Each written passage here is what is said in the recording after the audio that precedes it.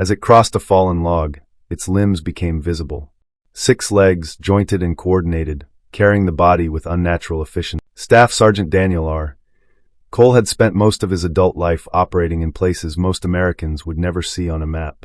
As a senior weapons sergeant in the United States Army Special Forces, his assignments rarely came with publicity or recognition. His missions existed in classified briefings, redacted reports, and memories shared only with men who had stood beside him under fire. The jungle deployment that began in late summer was supposed to be routine, another foreign internal defense mission conducted alongside a partner nation's military in a remote Central American region. The official objective was training, reconnaissance, and terrain familiarization. Unofficially, the briefing included a thin but unsettling intelligence packet labeled Anomalous Environmental Activity, Low Confidence. Cole had learned long ago that low-confidence intelligence often meant one of two things. Either the threat was insignificant, or it was something no one fully understood yet. The U.S. Army Special Forces team, call sign ODA 312, inserted via MH-60 helicopter under the cover of darkness. The aircraft hovered briefly before the team fast-roped into a small clearing surrounded by towering ceiba trees and thick undergrowth. Humidity hit instantly, heavy and suffocating, clinging to their uniforms and equipment. Cole checked his weapon instinctively, the familiar weight of his M4A1 grounding him. Years of training had conditioned him to trust procedures even when instincts whispered unease. The jungle was wrong. That was the first thought Cole logged mentally, even before anything unusual happened. Jungle environments were typically alive, buzzing insects, distant animal calls, constant background noise. But here, the sounds faded in and out unpredictably. At times, it was dead silent, as if the forest itself was holding its breath. As ODA 312 moved in tactical formation, maintaining noise discipline, Cole noticed something else. Their presence seemed to affect the environment in waves. Birds would scatter suddenly, insects would cease movement, then resume minutes later as if nothing had happened. Cole had completed jungle warfare school, survival, evasion, resistance, and escape training, and multiple overseas deployments. None of that training prepared him for an ecosystem that behaved like a living, observing entity. By the second day, the team had established a temporary patrol base near a slow-moving river. Drones were launched for aerial reconnaissance, their feeds monitored closely. Thermal imagery revealed irregular heat patterns deep within the canopy, too large for insects, too inconsistent for known mammals. Intelligence analysts back at the forward operating base flagged the data, but could not classify it. Cole was instructed to continue observation and report any physical evidence. That evidence came sooner than expected. During a routine perimeter sweep at first light, Cole discovered tracks along the muddy riverbank. At first glance, they appeared animal in nature, but closer inspection stopped him cold. There were 6 impressions, evenly spaced, forming a symmetrical gait pattern. Each imprint showed jointed pressure points, as though the limbs bent in multiple segments. The spacing suggested a creature roughly the size of a large dog or small deer, yet the structure of the tracks didn't match any species documented in the region. Cole photographed the tracks, measured stride length, and marked GPS coordinates. His training kicked in automatically, document first, react second. Still, a quiet tension settled in his chest. The tracks weren't old. They were fresh, formed within hours. As night fell, ODA 312 established a concealed observation post overlooking a natural clearing. Night vision goggles revealed nothing unusual, but thermal optics told a different story. Heat signatures appeared intermittently at the tree line, moving low to the ground, stopping abruptly whenever the team shifted position. Cole adjusted his optic, watching carefully. Whatever it was, it understood concealment. At 0217 hours, Cole saw it clearly for the first time. Through thermal imaging, a shape emerged from the foliage, elongated, compact, moving with deliberate precision. As it crossed a fallen log, its limbs became visible. 6 legs, jointed and coordinated, carrying the body with unnatural efficiency. The heat signature was uneven, suggesting biological origin, but its movement pattern resembled something engineered rather than evolved. Cole's heart rate increased, but his hands remained steady. Years of combat had trained him to observe, not panic. He whispered into the radio, calmly reporting what he saw. Command acknowledged, but provided no immediate explanation. The creature paused, head, or what appeared to be a forward sensory structure, tilting toward the team's position. Cole felt a chilling certainty settle in his gut. It knew they were there. The creature vanished back into the jungle without a sound, leaving behind only disturbed leaves and a question that no field manual could answer. Cole logged the encounter meticulously, aware that official reports would likely downplay or dismiss what he had seen. Still, he knew the truth. This was no ordinary wildlife encounter. For the first time in his military career, Staff Sergeant Daniel R. Cole realized that some threats didn't fit into known categories, and that the jungle was hiding something far more intelligent than anyone had anticipated. By sunrise, the jungle had returned to its deceptive normalcy. Birds called from the canopy, insects resumed their rhythmic buzzing, and the oppressive humidity wrapped around ODA 312 like a damp blanket. Yet none of the men spoke casually. Every operator on the team sensed the shift that had occurred during the night. Staff Sergeant Daniel Cole reviewed the thermal footage again on a hardened tablet, replaying the brief moments when the six-legged figure crossed the clearing. Frame by frame, he analyzed limb articulation, body temperature variance, and movement cadence. The data contradicted known biological models. The gait was efficient, almost optimized, suggesting either a rare evolutionary anomaly or something trained, conditioned, or guided by intelligence. Cole submitted a preliminary sitrep to the forward operating base, attaching imagery and biometric readings. The response from higher command was cautious and deliberately neutral. Analysts acknowledged receipt and instructed the team to maintain observation, avoid contact, and continue mission objectives. No extraction. No escalation. That, in itself, unsettled Cole. When the U.S. Army tells a Special Forces team to observe without engagement, it usually means decision-makers are trying to understand a threat without drawing attention to it, either from the enemy or from the public. As ODA 312 began movement toward their next reconnaissance waypoint, Cole noticed subtle changes in terrain behavior. Fallen branches were displaced overnight. Vines appeared newly severed at precise angles, not torn or chewed. Mud along the riverbank bore fresh impressions, again 6 legs, but this time the patterns circled the patrol base perimeter. The realization hit him hard. The creature had observed them while they slept. This was not random wildlife. This was reconnaissance. The team's medic, Sergeant Alvarez, confirmed elevated cortisol levels among the group during routine vitals checks. Stress was normal in jungle operations, but this was different. Even seasoned operators were experiencing heightened alertness without conscious cause. Cole suspected a psychological factor. Humans are instinctively sensitive to being watched. The jungle, once merely hostile terrain, now felt occupied. By late afternoon, drone surveillance detected movement converging toward the team's projected route. Cole adjusted patrol plans, leading the unit off their original path to test for tracking behavior. Within an hour, thermal sensors confirmed it. The 6-legged entity altered its trajectory as well. It wasn't following blindly. It was predicting. Cole ordered a temporary halt near a limestone outcrop, using natural elevation for overwatch. As dusk settled, the jungle once again grew unnaturally quiet. Then came the sound, soft, rhythmic contact against bark and stone. Not footsteps. Something closer to controlled pressure releases, like jointed limbs distributing weight deliberately to avoid detection. Cole raised his optics slowly. This time, the creature stayed partially concealed.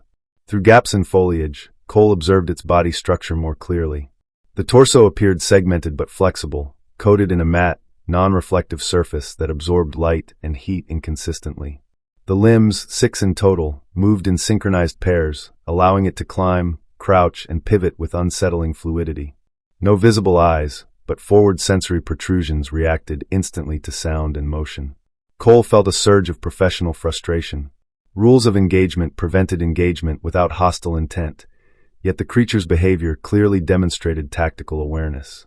It was conducting surveillance, testing reactions, mapping patterns, the same methods taught at Fort Bragg. When Cole reported the escalation, command finally responded with a directive shift. The team was authorized to deploy non-lethal sensors and collect environmental samples. No capture attempt. No pursuit. Observe and document, the message repeated. Cole understood the subtext. Someone higher up already suspected what they were dealing with, and they weren't ready to acknowledge it openly. As night fell, the creature moved closer than before, within 30 meters. The team's motion sensors triggered silently. Heart rate spiked. Fingers rested near triggers. Cole watched through thermal optics as the 6-legged figure paused, its body temperature dropping slightly, as if regulating heat to blend into the background. That ability alone ruled out known fauna. Then, unexpectedly, the creature did something no animal would do. It mimicked them. Cole froze as the shape adjusted its posture to mirror the team's crouched formation. Limb angles shifted, body lowered, silhouette reduced. It wasn't perfect, but it was intentional. A message, perhaps, not of aggression but of awareness. Seconds stretched into minutes. The jungle seemed to wait. Finally, the creature withdrew, vanishing into the undergrowth without disturbing a single leaf. No pursuit followed. Cole exhaled slowly, realizing he had been holding his breath.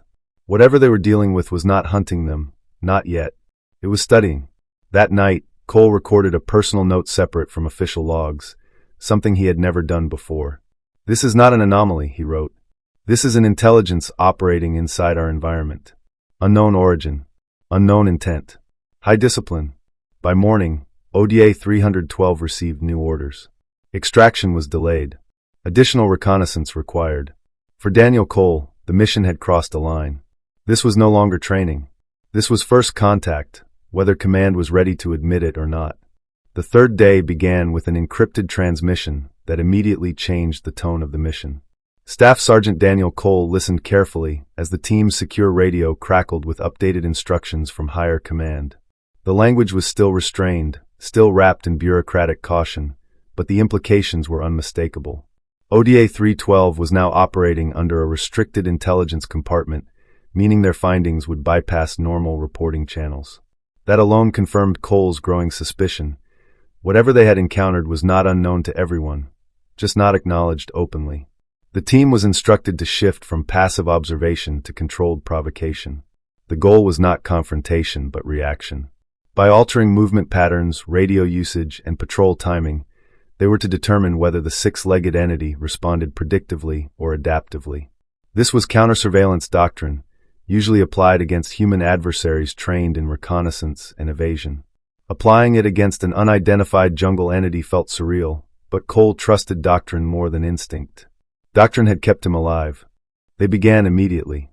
Cole ordered staggered patrol intervals, intentionally breaking standard rhythm. Routes doubled back unexpectedly.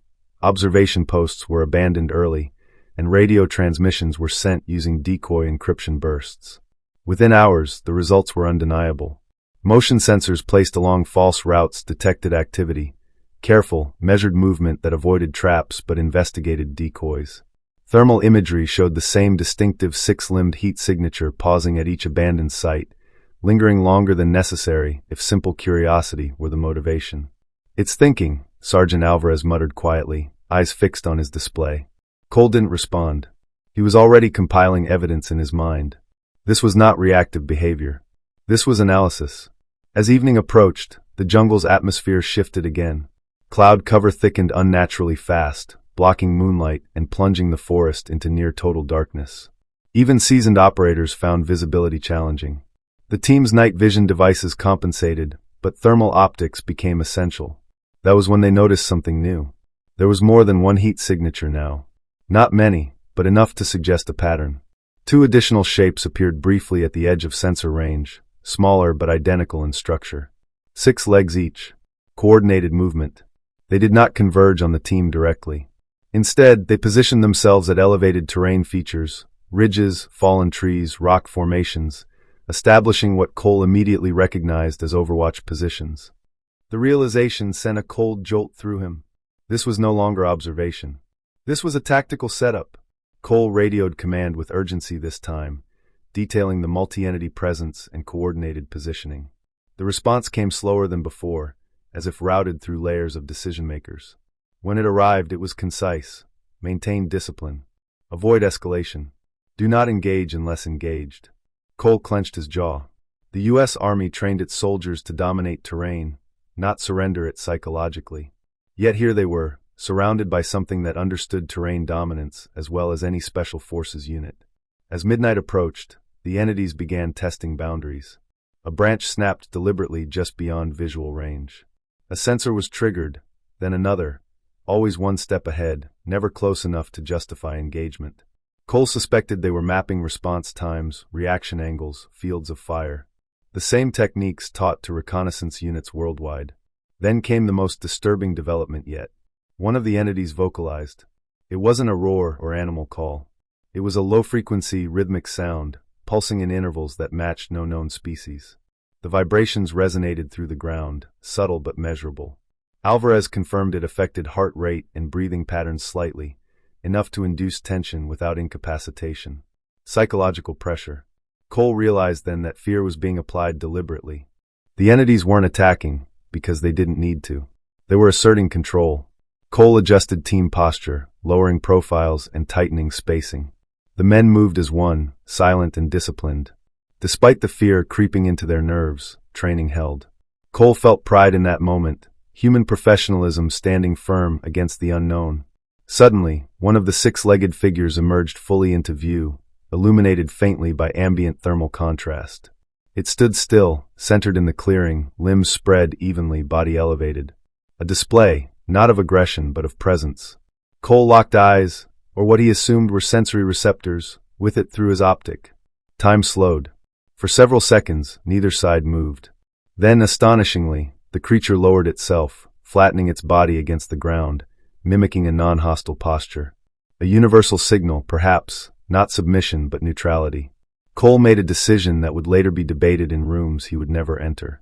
He lowered his weapon slightly. The creature reacted instantly, mirroring the motion with its front limbs. A deliberate exchange. Recognition. Before command could respond, the entity withdrew, retreating with controlled, silent efficiency. The others vanished moments later. The jungle's natural sounds returned slowly, as if released from restraint. Cole exhaled deeply.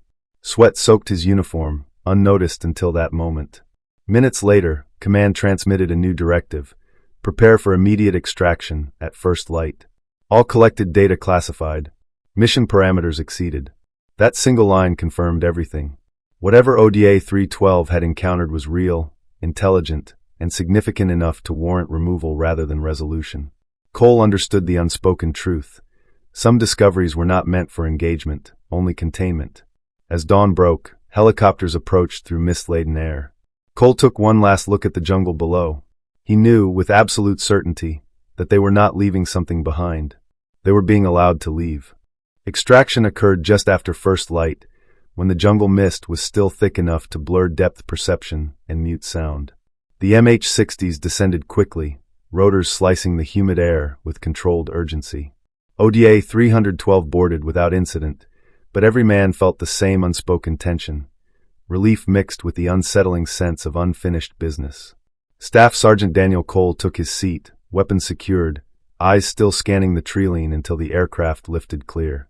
For a brief moment, he thought he saw movement below, 6 points of contact shifting in unison, but the jungle swallowed it instantly. Whether real or imagined, he could not say. The flight to the forward operating base was silent. No jokes. No casual after-action chatter. The men knew this mission had crossed into a category that would not be discussed freely. Upon landing, they were escorted directly to a secure facility, bypassing standard debrief procedures. Their equipment, drones, optics, tablets, was collected immediately by personnel wearing no unit patches, only clearance badges. Cole noticed that these individuals moved with the quiet authority of people accustomed to handling sensitive material. Intelligence community, not conventional military. The debrief began within the hour. Cole sat across from 2 officers and 1 civilian analyst. The officers wore U.S. Army uniforms but no name tapes. The civilian spoke first, voice calm, precise, almost clinical. Cole was instructed to recount events chronologically, without speculation. Facts only. Times, distances, sensor readings, observed behaviors. Cole complied, drawing on years of reporting discipline. He described the 6-legged entities, their movement patterns, mimicry, and apparent tactical intelligence. He submitted his personal notes as requested, though something in him resisted letting them go. The debrief began within the hour. Cole sat across from 2 officers and 1 civilian analyst. The officers wore U.S. Army uniforms but no name tapes. The civilian spoke first, voice calm, precise, almost clinical. Cole was instructed to recount events chronologically, without speculation. Facts only. Times, distances, sensor readings, observed behaviors. Cole complied, drawing on years of reporting discipline. He described the 6-legged entities, their movement patterns, mimicry, and apparent tactical intelligence. He submitted his personal notes as requested, though something in him resisted letting them go. The analyst listened without interruption. When Cole finished, there was a pause, long enough to feel deliberate. Then one of the officers nodded slightly and said, "What you encountered aligns with prior low-frequency reports." Prior. That single word carried weight. Cole pressed carefully, asking how many similar encounters had been documented. The response was vague but telling. Enough to establish interest. Not enough to establish public acknowledgement. Cole understood immediately. This wasn't about disbelief. It was about control. The debrief continued for hours, branching into psychological assessments, stress response evaluations, and cognitive testing. Each team member was interviewed separately, then again in pairs, cross-referencing accounts for inconsistencies. The process was thorough, almost surgical. Cole recognized the method. This was how intelligence agencies filtered signal from noise. What unsettled him was not the scrutiny, but the absence of surprise. Later that evening, Cole received formal instructions.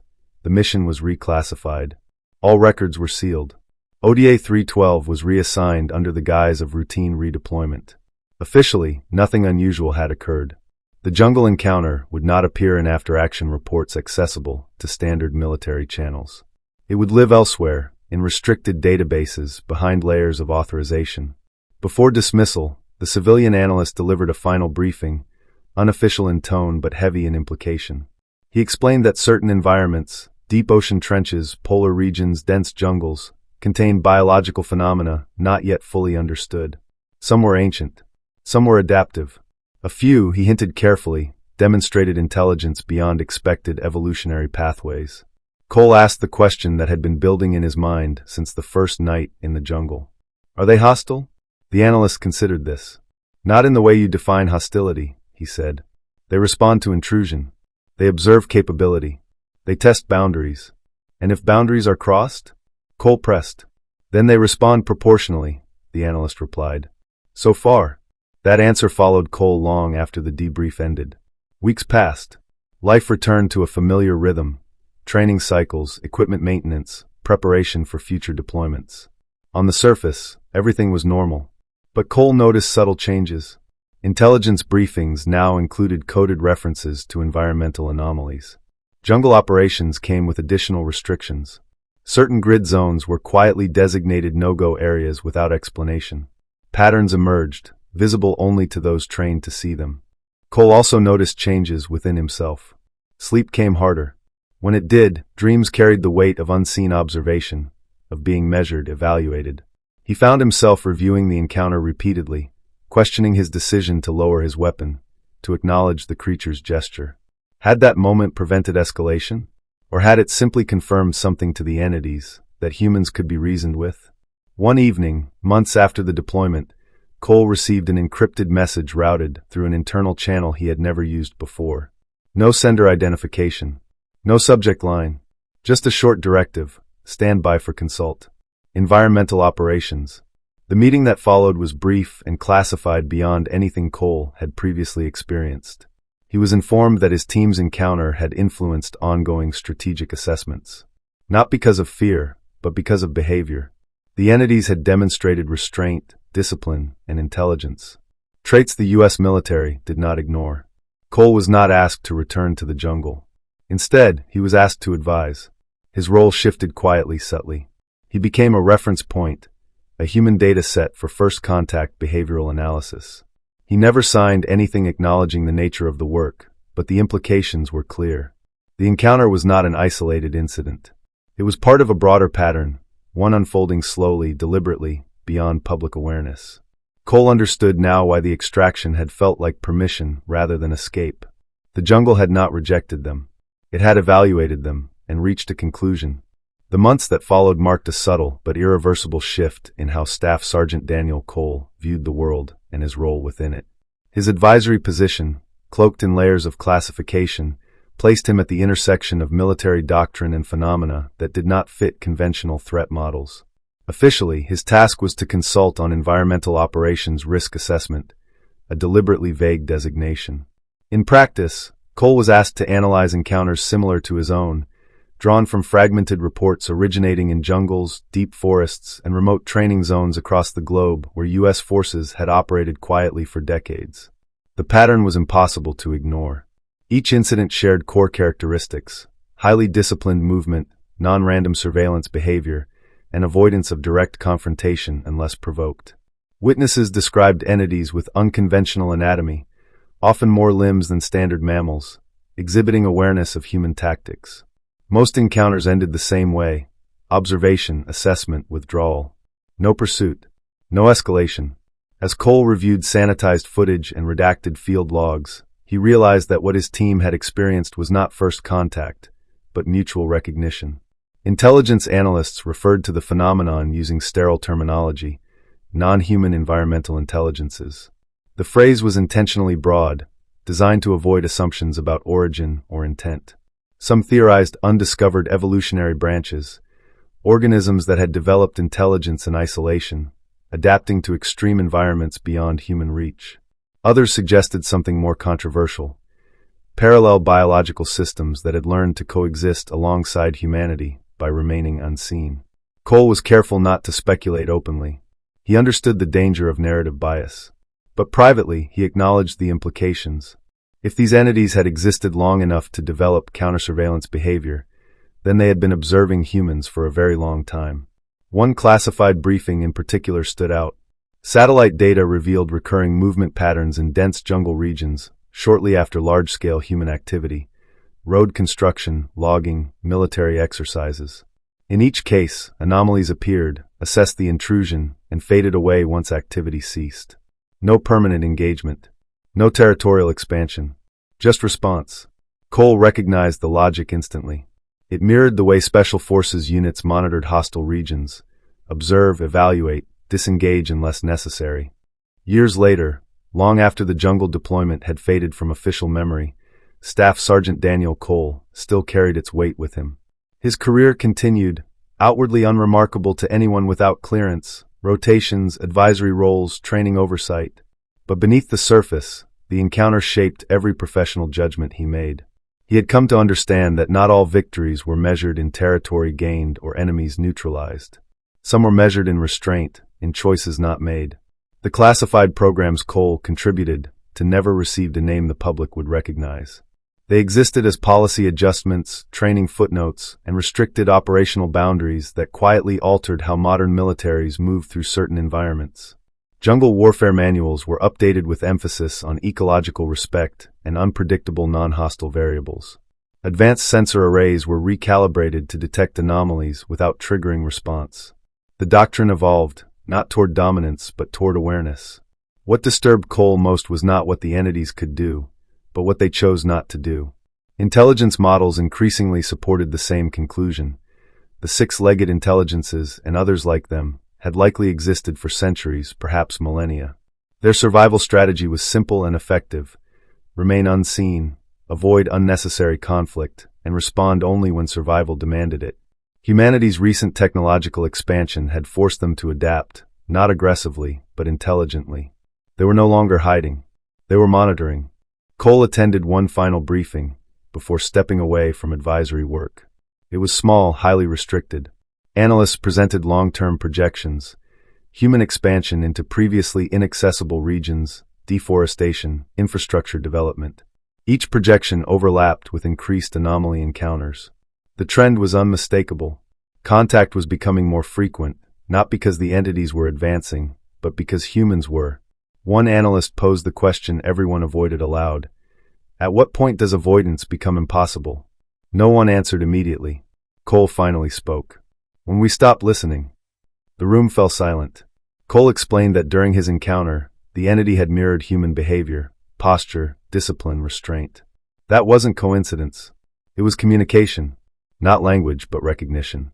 The entities understood intent, hierarchy, and response.